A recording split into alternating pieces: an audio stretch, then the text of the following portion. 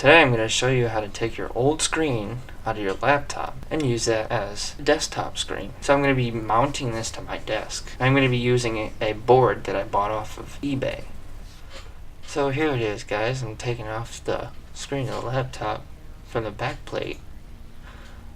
And there's just a little cable here that connected it from the screen to the motherboard. And I don't think you need that. So here's the model number for the screen that I was using.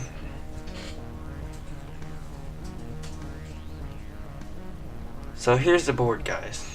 And you can get these off of eBay for 20 bucks, and we're just gonna plug it into the back here and it just goes right in there. I put a piece of tape on the back so that way it wouldn't accidentally come out.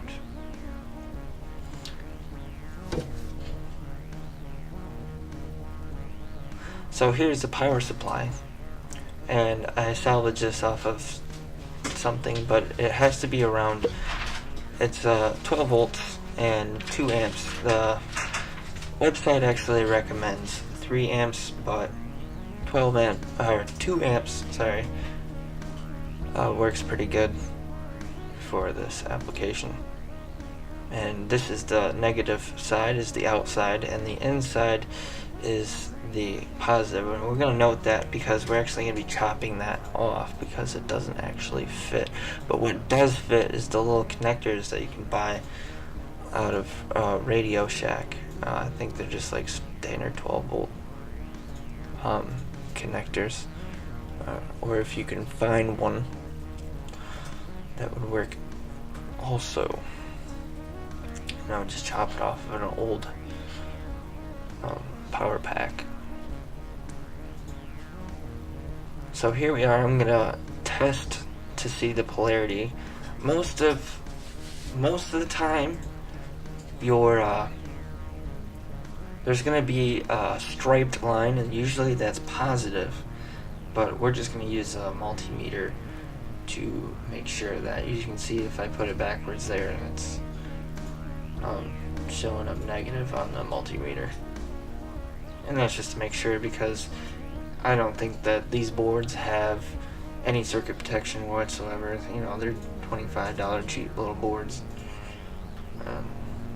And also to note would be to get a little heat sink for the main IC on it. It's like, I don't know, like 20 by 15 millimeters. So get one of those, because it does get quite hot. Like if you land your finger on there, it's gonna you can hold it there for maybe 10 seconds and that's it. So here we're just gonna start it up and try it out. I got the power supply all wired up. I'm sorry I didn't show you guys that, but it was kind of difficult to record.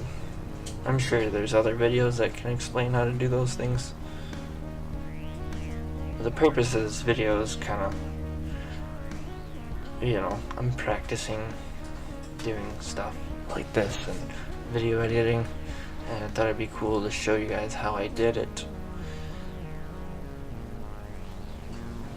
And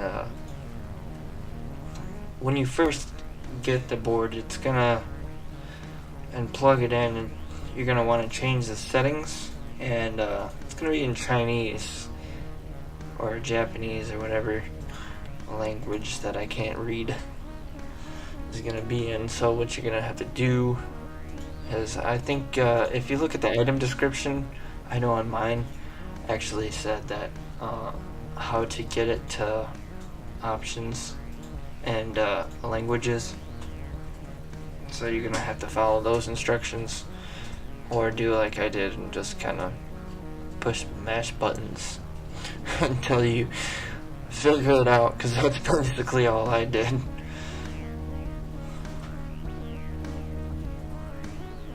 So I'm just going to be starting up the computer and kind of show you the graphics. I thought there would be some kind of lag in the board, and it's not. It runs like a normal screen. Everything's really good on it. I was surprised for a $25 $30 board has HDMI, VGA, and that other connector that HD computers use. I don't even know what it's called.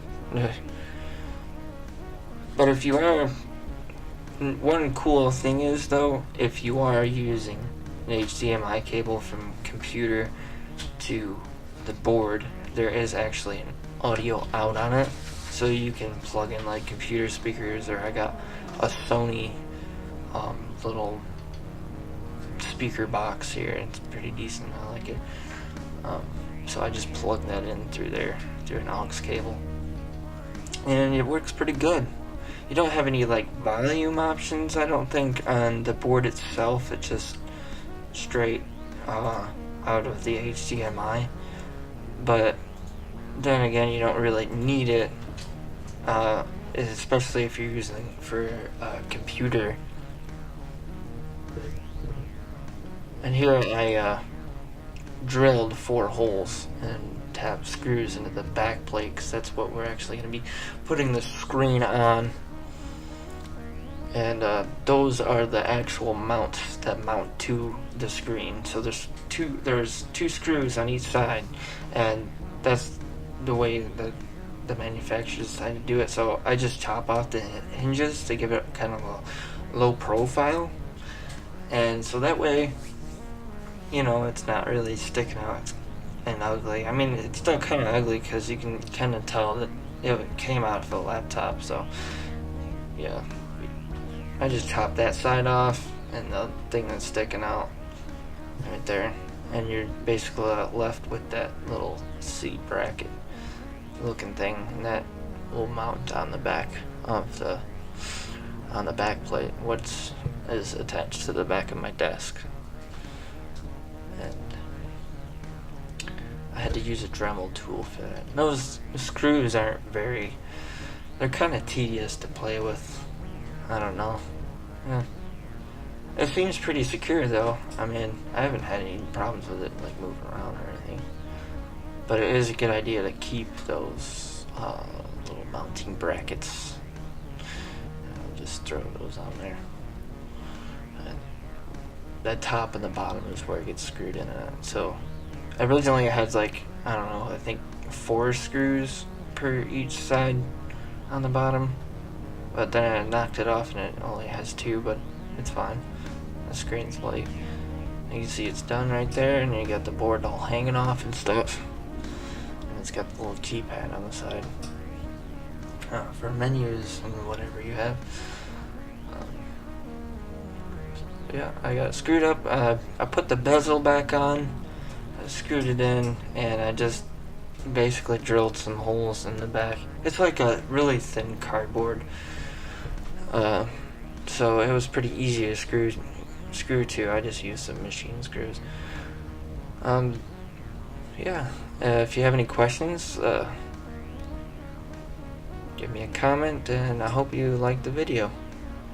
I'll see you guys later. Bye.